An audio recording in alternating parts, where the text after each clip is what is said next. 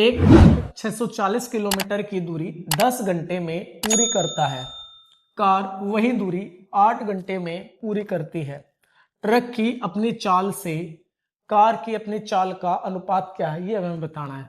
यानी हमें इन दोनों की चाल का अनुपात निकालना है। तो सबसे पहले तो हम क्या करेंगे, इनकी चाल निकाल लेते हैं। तो देखिए कैसे करेंगे।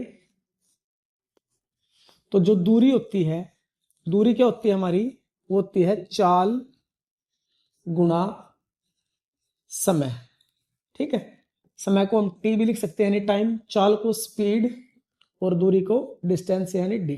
ठीक है, अब हमें चाल निकालनी है तो ये दोनों गुणा में है तो हमें चाल यही रखनी है। समय को इधर लेके जाऊंगे तो किसका हो जाएगा, भाग का। तो चाल यानी स्पीड बराबर किसकी हो जाएगी, डिस्टेंस अपॉन टाइम, यानी दूरी बटे समय की हो जाएगी। अब सबसे पहले हम ट्रक के लिए निकाल लेते हैं।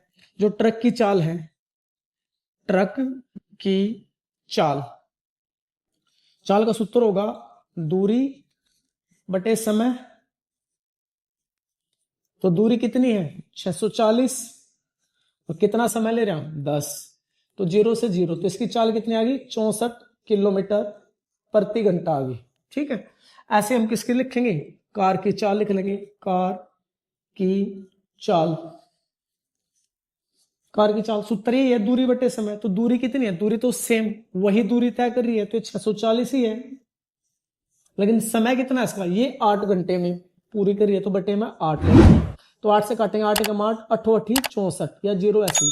तो ये कितना ले रहा, 80 किलोमीटर प्रति घंटा की चाल से ये चल रही है। तो हमें इनका अनुपात बताना है।